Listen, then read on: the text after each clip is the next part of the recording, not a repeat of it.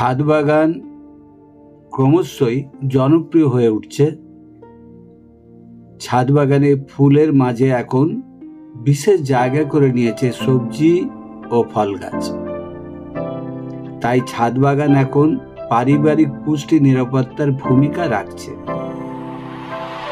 ছাদ বাগানে মাঠ ফসলের চেয়ে তুলনামূলক রোগ ও পোকামাকড় আক্রমণ কম হয়। তবে কিছু ক্ষতিকারক পোকা গাছের পাতার রস খেয়ে গাছকে দ্রুত দুর্বল করে দেয় এবং ফসলের ব্যাপক ক্ষতি করে, যা কিনা জাতীয় অর্থনীতিতে বিপর্যয় ডেকে আনে। ছাদ বাগানে এ সকল শত্রু দমন করা কিন্তু মোটেই কঠিন কাজ নয়। প্রথমেই প্রয়োজন শত্রু চিহ্নিত করা, অর্থাৎ আক্রমণকারী পোকা চিহ্নিত করা এবং সেই মতন ব্যবস্থা নেওয়া। তার মানে বাগানকে নিয়মিত পর্যবেক্ষণ করতে হবে। ক্ষতিকারক পোকামাকড়ের মধ্যে রয়েছে যেমন ক্যাটারপিলার, লিফ মাইনার বা ম্যাপ পোকা, জাপ পোকা, অ্যাফিডস, ধানের ব্রাউন পোকা, মাকড়, বিভিন্ন ধরনের ব্লাইট ইত্যাদি। এইসব পোকামাকড়গুলো রোগের পরিবহনকারী হিসাবেও কাজ করে এবং ফসলের সর্বোচ্চ ফলনের বিরতি ঘটায়। তাই আজকের আলোচ্য বিষয়বস্তু হতে চলেছে এই সমস্ত পোকামাকড়কে কোন ধরনের ওষুধ দ্বারা নিয়ন্ত্রণ করা যায় সেই নিয়েই আলোচ্য বিষয়। তো ভিডিওটা একটা মূল্যবান ভিডিও হতে চলেছে। আপনাদের অনুরোধ করব ভিডিওটা স্কিপ না করে সম্পূর্ণ ভিডিওটা দেখার জন্যে। নমস্কার সুপ্রিয় দর্শক মণ্ডলী, আজকেও আমি আপনাদের কাছে অন্য দিনের মতন চলে এলাম এক নতুন ধরনের ভিডিও নিয়ে। আমরা যারা বাগান করি বা জমিতে ফসল চাষ করি, তাদের অধিকাংশ ক্ষেত্রেই দেখা যায় যে বিভিন্ন ধরনের পোকামাকড়ের উপদ্রব হচ্ছে। যেমন আপনার জ্যাসিড, অ্যাফিড, মাইটস, ক্যাটারপিলার, বিভিন্ন ধরনের বিটলস। তো আমরা এর থেকে নিষ্কৃতি পাওয়ার জন্য জৈব কীটনাশক ব্যবহার করি, কিন্তু কোনো কোনো সময় দেখা যায় যে জৈব কীটনাশক ব্যবহার করেও এর তেমন কোনো ফল পাওয়া যায় না। ফসলের এরা ব্যাপকভাবে ক্ষতি করে দেয়। তো এই পোকামাকড়গুলো মূলত দুভাবে গাছের ক্ষতি করে। এক হচ্ছে এরা গাছের পাতার রস চুষে খেয়ে গাছকে দুর্বল করে ফেলে, আর দ্বিতীয়ত হচ্ছে এক ধরনের পোকা থাকে, তারা গাছের কাণ্ডগুলোকে চিবিয়ে খেয়ে গাছকে দুর্বল করে দেয়। ফলস্বরূপ কি হয়, উদ্ভিদের উৎপাদনশীলতা হ্রাস পায় এবং জাতীয় অর্থনীতিতে একটা বিপর্যয় ডেকে আনে। তো আজকে আমি আপনাদের সাথে এমনই একটা কীটনাশক সম্পর্কে আলোচনা করব যে কীটনাশকের মধ্যে থাকা দরকার আপনার পদ্ধতিগত আর হচ্ছে যোগাযোগ। এই দুটো সংমিশ্রিতভাবে যে কীটনাশক রয়েছে, সেই কীটনাশক আমাদের প্রয়োগ করলে গাছের এই ধরনের ক্ষতিকারক পোকাগুলোকে দমন করা যায় বা নিষ্ক্রিয় করা যায়। তো বাজার চলতি অনেক কীটনাশকই আছে। আজকে যে আলোচ্য বিষয়টা হতে চলেছে সেটা হচ্ছে কনফিডার কীটনাশক সম্বন্ধে। তো অন্যান্য কীটনাশকের ব্যাপারে পরে না আমি একটা অন্য ভিডিওতে আপনাদের সাথে আলোচনা করব। আজকে শুধু আলোচনা করতে যাচ্ছি কনফিডার কীটনাশকটা কি। কনফিডার কীটনাশক গাছেতে কিভাবে কাজ করে এবং তার ব্যবহার বিধি ইত্যাদি নিয়ে বিস্তারিত আলোচনা। তো চলে আসা যাক, ভিডিওটা দীর্ঘায়িত করব না, আসল আলোচনায় আসা যাক। এখন প্রশ্ন হচ্ছে এই কনফিডারটা কি? এটি হলো একটা কীটনাশক যা ফসলে ব্যাপকভাবে ব্যবহার করা হয়। এটা বাজারে দানাদার ও সাসপেনশন কনসেন্ট্রেট ফর্মুলেশনে পাওয়া যায়।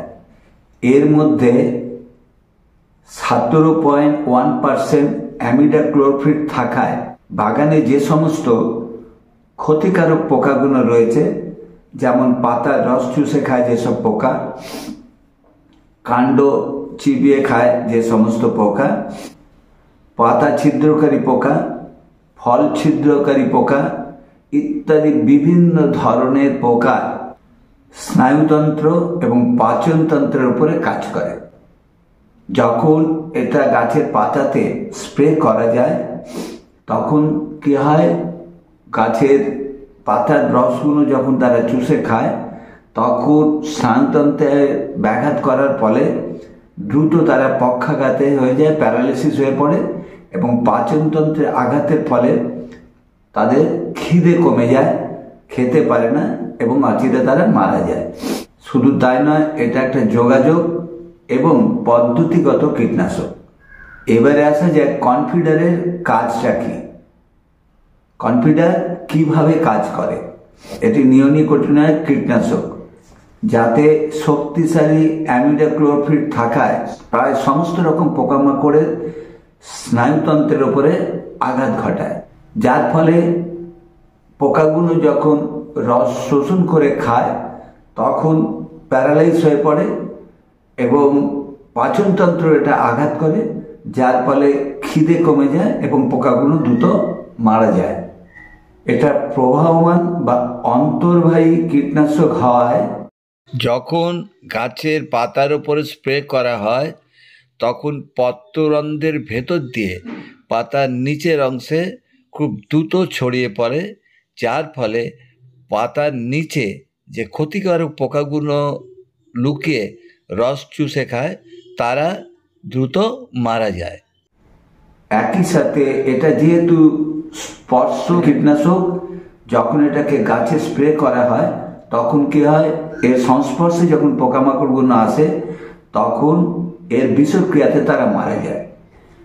এখন আসা যাক অ্যামিডাক্লোরোফিট ব্যবহার করার সুবিধাগুলো কি কি। এটি অ্যাফিড,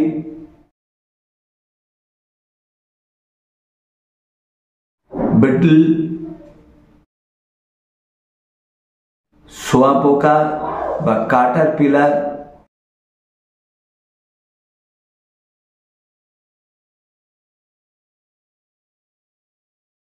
হপার পোকা,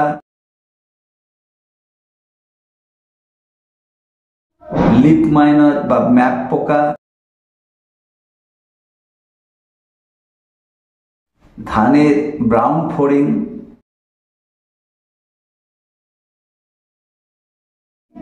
ইত্যাদি পোকার বিরুদ্ধে ভালোভাবে কাজ করে। এটি উদ্ভিদকে দীর্ঘস্থায়ী সুরক্ষা দেয়। একবার স্প্রে করার পর 7 থেকে 15 দিন এর বিষক্রিয়াটা উদ্ভিদের ভেতরে থেকে যায়। এটা উদ্ভিদকে ভেতর থেকে এবং বাইরের থেকে ব্যাপকভাবে সুরক্ষা দেয়। এটা বিভিন্ন ধরনের ফল, শাকসবজি এবং শোভাময় গাছে ব্যবহার করা নিরাপদ।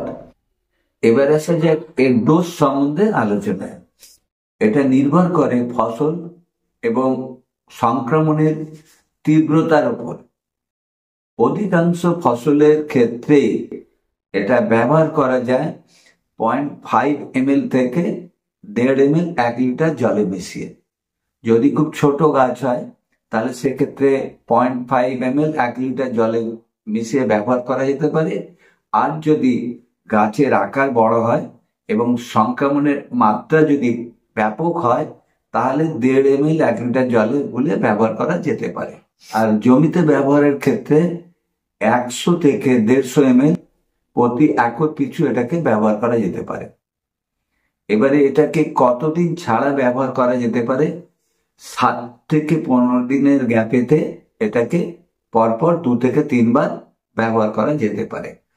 বাড়িতে ছোটখাটো বাগান করতে গেলে নিয়মিত যদি পর্যবেক্ষণ করা যায় গাছের পেছনে, বাগানের পেছনে যদি সময় দেওয়া যায়, তাহলে প্রতি 2-3 দিন ছাড়া ছাড়াই বাগানে গিয়ে গাছের যদি পর্যবেক্ষণ করা যায়, পাতার কোন অংশে ক্ষতি হচ্ছে, পাতার ওপরে কি ধরনের পোকা বসছে। কেন আমরা ওগুলো লক্ষ্য করলে দেখতে পাবো, মিলিবাগ আক্রান্ত হলে দেখা যাবে তুলো তুলো মতন পাতা বা কাণ্ডেতে হচ্ছে। বা যদি আপনাদের চাপ পোকা হয় বা সাদা মাছি হয়, পাতার উপরে ঝাড়া দিলে পরে, বিশেষ করে বেগুন গাছে, ঢ্যাঁড়স গাছে এই সমস্ত পোকা প্রচুর পরিমাণে হয়।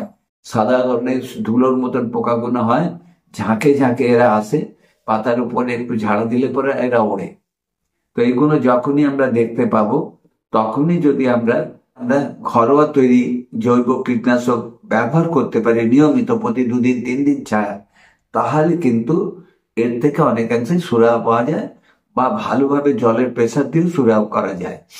আর আক্রান্ত বেশি হয়ে গেলে সেই পাতাগুলোকে ছিঁড়ে ফেলে মাটিতে পুঁতে দেওয়া, বা দূরে কোথায় ফেলে দিয়ে আসা, বা পুড়িয়ে ফেলা দরকার।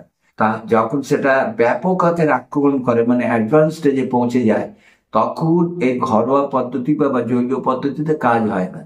তখনই আমাদের ব্যবহার করতে হয় রাসায়নিক কীটনাশক। এবং এই রাসায়নিক কীটনাশক সব পোকার ক্ষেত্রে এক ওষুধে কাজ হয় না। কাজেই পোকার ধরন, পোকার আকারের উপরে, পোকার পরিচিতির উপরে ব্যবহার করতে হয় বিভিন্ন ধরনের কীটনাশক। তাই আমাদের এমন ধরনের কীটনাশক ব্যবহার করতে হবে যে কীটনাশকের কম্পোজিশনের মধ্যে থাকবে আপনার যোগাযোগ এবং আপনার অন্তর্বাহী বা প্রবাহমান কীটনাশক থাকবে। গাছের ওপরে স্প্রে করে গাছকে যেমন সুরক্ষা দেওয়া যেতে পারে, তেমনি গাছের পাতার নিচেতে যে পোকাগুলো আছে তাকে এই কীটনাশকগুলো ব্যবহার করে তাকে সুরক্ষা দেওয়া যেতে পারে। তো এই 2 ধরনের কীটনাশক বাজারে, এই 2 ধরনের কন্ডিশন যদি থাকে, সেই কীটনাশকগুলো হচ্ছে ভালো। তারই মধ্যে এই একটা হচ্ছে আপনার অ্যামিডাক্লোপিড। এবারে আসি সাবধানতা। যেহেতু এটা অ্যামিডাক্লোপিড গ্রুপের কীটনাশক, এটা মারাত্মক কীটনাশক, এটা বাচ্চাদের কাছ থেকে দূরে রাখার চেষ্টা করবেন, এবং এটা দিনের বেলার দিকে ব্যবহার এড়িয়ে যেতে হবে। কেন গাছে যেমন ক্ষতিকারক পোকা থাকে, বাগানে যেমন ক্ষতিকারক পোকা থাকে, তেমনি বাগানে বন্ধু পোকাও থাকে। এই বন্ধু পোকারা গাছের পরাগায়নের ক্ষেত্রে সুবিধা করে। বন্ধু পোকারা পরাগায়নের জন্যে দিনের বেলাতেই আসে। কাজেই দিনের বেলাতে যদি আমরা এটাকে স্প্রে করি, তাহলে ওই বন্ধু পোকাগুলো মারা যাবে। তার ফলে গাছে পরাগায়ন ঠিক মতন হবে না এবং ফসলের বিঘ্ন ঘটবে। তাই আমাদের খেয়াল রাখতে হবে, দিনের বেলাতে এই ধরনের কীটনাশক কোনো মতেই ব্যবহার না করাই ভালো। যত ক্ষতিকারক পোকার আবির্ভাব হয় সূর্য ডুবে যাওয়ার পরে। তাই জন্যে এই বিষাক্ত কীটনাশকগুলো যখনই আমাদের প্রয়োগ করতে হবে, তখন বিকালবেলা, মানে সন্ধে লাগো লাগো হচ্ছে সেই সময় প্রয়োগ করলে পরে ক্ষতিকারক পোকাগুলো তখন আসে, এবং তারা পাতার থেকে, কাণ্ডর থেকে যখন কাণ্ড চিবিয়ে খায় এবং রস চুষে খায়, তখন তারা মারা যায়, এবং তাতে তাতে গাছের উপকার হবে। তো বন্ধুরা, এই ছিল আজকের আমার ভিডিও। এই ভিডিওটা দেখে যদি ভালো লাগে, তাহলে লাইক, কমেন্ট এবং শেয়ার করবেন। আর এই ব্যাপারে যদি কোনো জিজ্ঞাসা থাকে, আমার কমেন্ট বক্সে কমেন্ট করবেন। আমি আমার সাধ্য মতন উত্তর দেওয়ার চেষ্টা করব। আর যদি ভিডিওটা দেখে মনে হয় যে ভিডিওটা একটা ইনফরমেটিভ ভিডিও হয়েছে বা আপনাদের কাজে লাগবে, তাহলে আপনাদের কাছে অনুরোধ করব, এই ভিডিওটা আপনাদের জানাশোনা অনেকের সাথে সম্ভব হলে একটু শেয়ার করে তাদেরকেও জানার সুযোগ করে দেবেন। আর আমার ক্যামেরার ওপাশে যারা রয়েছেন, যারা আমার চ্যানেলে নতুন এসেছেন কিন্তু এখনো সাবস্ক্রাইব করে উঠতে পারেননি, তাদের কাছে অনুরোধ করব, ছাদ বাগানের উপরে বা কৃষি সংক্রান্ত বিষয়ের উপরে নতুন নতুন ভিডিওর আপডেট যদি পেতে চান, তাহলে চ্যানেলটাকে সাবস্ক্রাইব করে পাশে থাকা বেল ঘন্টাটা পুশ করে নোটিফিকেশনটাকে অল করে রাখুন। তো বন্ধুরা, আজকের মতন আমি আপনাদের কাছ থেকে বিদায় নিচ্ছি। খুব শিগগিরই আপনাদের সঙ্গে দেখা হবে এরকম ধরনের নতুন কোনো ভিডিওতে। ততদিনে আপনারা খুব ভালো থাকুন, সুস্থ থাকুন। ধন্যবাদ বন্ধুরা।